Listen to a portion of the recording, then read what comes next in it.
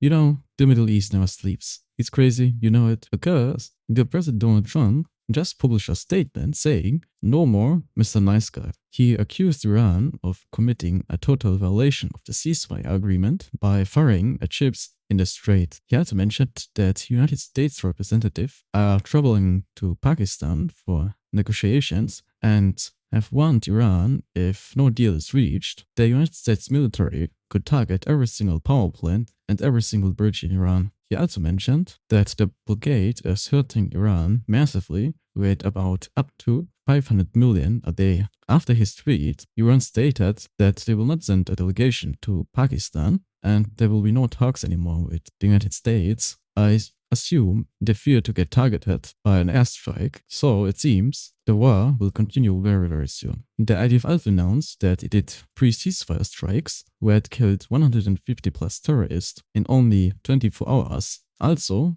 in the 24 hours prior to the ceasefire understandings, the IDF have struck not only 150 plus terrorists, but also along with about 300 military infrastructure sites. One of the terrorists eliminated was also a commander, who already have advanced numerous attacks against the IDF soldiers and Israel. However, the United States intelligence assessed that Iran still have a significant military capability despite the strikes. They might have around 70% of their pre-war ballistic missile stockpile and around 60% of missile launchers after they recovered around 100 from the underground and about 30% of their drone arms. So basically, Tehran is actively recovering borrowed weapons and is preparing for the next round. Also, an Israeli military official told Ma'arif that Israel and the Americans are prepared for the possibility of a sudden collapse of the ceasefire with Iran. He continued by saying, as President Trump did, that Iranian energy facilities will be among the targets if fighting resumes. In my opinion, it's pretty likely that the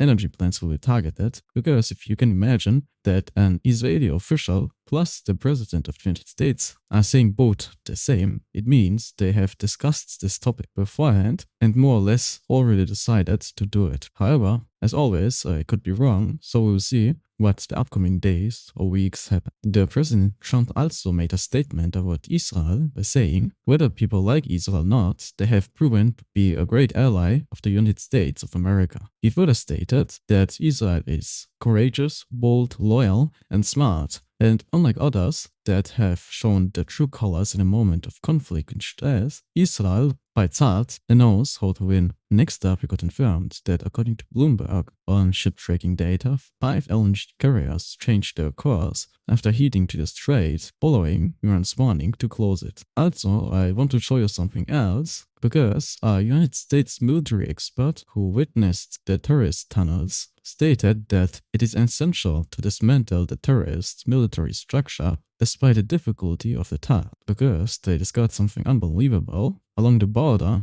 the terrorists built hundreds of tunnels right under the eyes of more than 10,000 members of the United Nations interim force in Lebanon, who were actually supposed to be there to prevent such activities. And if we click on these images, we see how well built and extensive these tunnels are. So this is basically crazy to build, especially if we assume that UNIFIL have not even noticed. We will also confirmed that the United States Navy have deployed underwater drones to clear mines in the strait. Also, let's take a second to pay the last respect to a fallen soldier from the IDF who died in Lebanon. The IDF stated that a 31-year-old from Ashdod was killed during operations in southern Lebanon amid a ceasefire. I wish his family all the best, much strength, and all other soldiers that got wounded recently a speedy recovery. The United States Navy also have released photos of full meals aboard on the USS Abraham Lincoln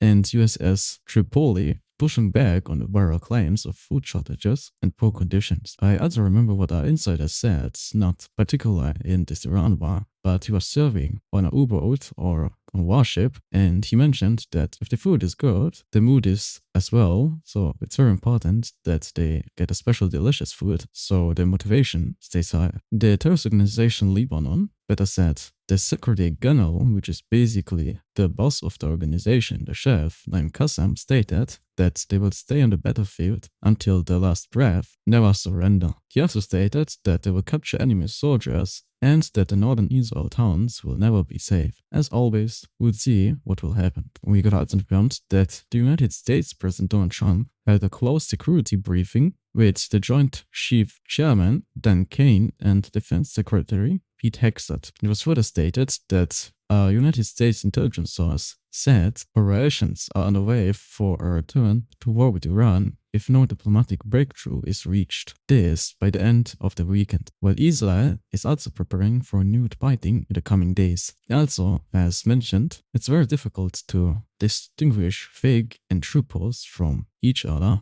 because it was mentioned that an intelligence source revealed that, but what this intelligence source is, better said who the intelligence source is, we basically do not know. Also remember that many images and so on can be created with AI, so even in my news, always keep that in mind and take care. Next up, according to the IDF, two terror operatives eliminated. Next up, according to the IDF, two terror operatives were eliminated after breaching the Gaza ceasefire line in separate incidents. So basically, they were spotted, and after they approached the forces in a manner that posed an immediate threat, they got eliminated. Also, this line that they have approached the forces in a manner that posed an immediate threat, you read it many times, I assume. The IDF includes it, so they are acting according to international law. So basically they say, look, the terrorist was approaching us, we absolutely had to shoot. And if you look at this video, we can see this terrorist got spotted here, and a few seconds later, I cannot show this video, but basically got struck and died. We got also confirmed that Lebanon's president, Joseph Aoun, addressed the nation by saying that they have endured a great deal, but also, while not backing down, and it became clear that they were right. I even don't know what it means when he said that it became clear that they were right. I mean, right at what? That Israel should not target terrorists on their territory? I don't know. If you know it, let me know in the comments down below. Also, he stated further that he's thankful to Donald Trump and regional partners, especially Saudi Arabia, for helping secure the ceasefire. Aoun declared Lebanon is entering a new phase toward permanent agreements, stressing negotiations are not weakness or concessions. So basically what I personally see there, you can imagine Lebanon is indirectly in constant war because of the terrorists that embedded themselves under the civilians, and he must play now the tough guy and says everything is good, so the panic will be not that high, but obviously I do not believe it will work that good, but I said it's his job as president to say so, because he further stated, for the first time in nearly half a century, we have reclaimed Lebanon's decision-making, and he stated we are no longer a tool of battleground for others. As said, he simply wants to say everything is good now, the terrorists that are in our midst, it's not a big deal, everything is good, but we all know that Lebanon is in one of the biggest crises in history at the moment. He also stated to save Lebanon and its people, that's the goal. So I hope that the terrorists will be disarmed, because I truly believe that that would be a step to save Lebanon and its people. We got also a post made by the president of the United States, Donald Trump. Basically, he showcases himself epically, while in the background, some people are saying or chanting and asking for help Donald Trump himself for the Iran issue. Basically, he does it to showcase that he's the best president in the world and actively engage in PR.